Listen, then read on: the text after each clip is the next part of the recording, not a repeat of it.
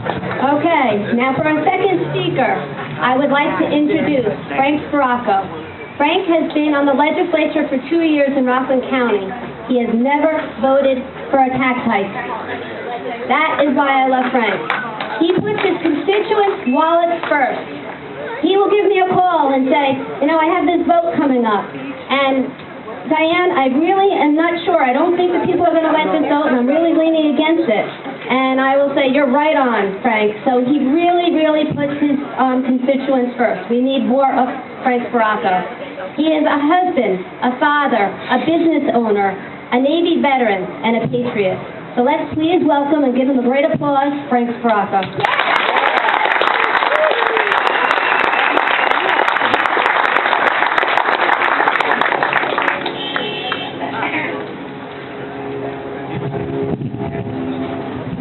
I got a tough act to follow. Tony's good, huh?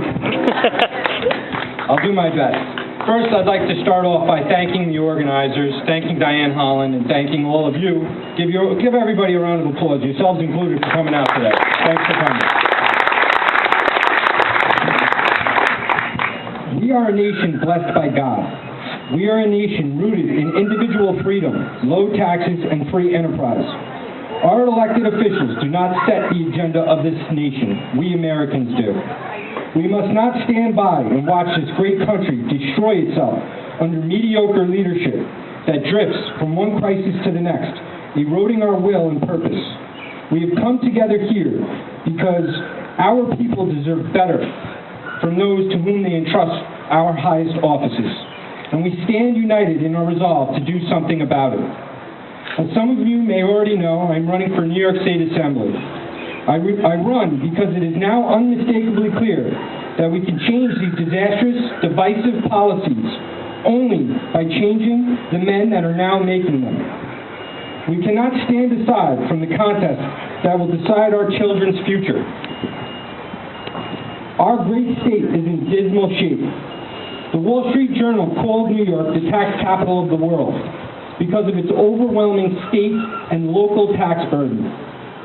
According to the Census Bureau, almost 2 million New York residents have moved to other states in the last few years, the biggest such loss experienced by any state. It's clear that the taxes are killing jobs and forcing people to leave the state.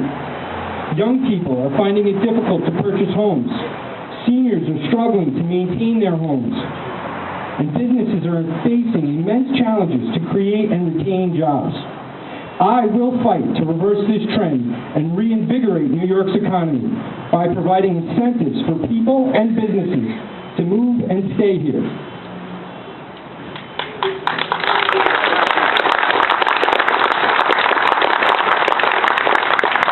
New York State's unemployment rate increased to 9.7% this year.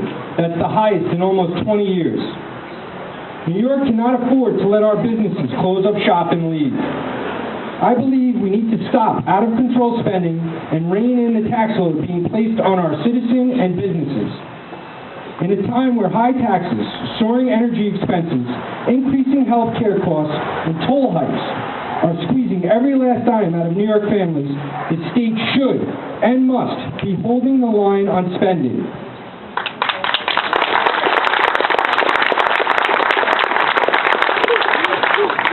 Now the good part.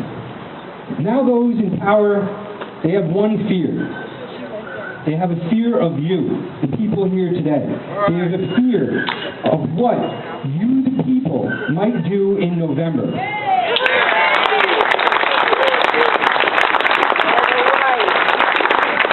We need to use that fear. Tell them that you want your country back. Tell them so loudly and in voices so clear that they cannot ignore us. I don't care what political affiliation you have. I don't care what political party you're in. What I care about is that those we elect serve the country and serve the people. Serve the people as I served, according to the oath I took when I entered military service. All right, all right, all right.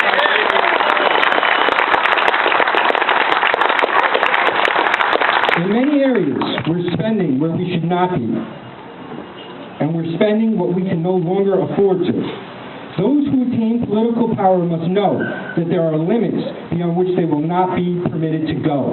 because beyond that point, their intrusion is destructive of the economic freedom of the people.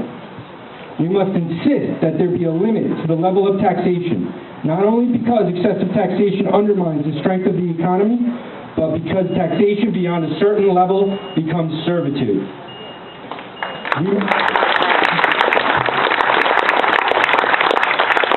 We must have the courage to say to our enemies, there is a price we will not pay. There is a point beyond that you must not push us. We must maintain our unalienable rights, which are now considered to be a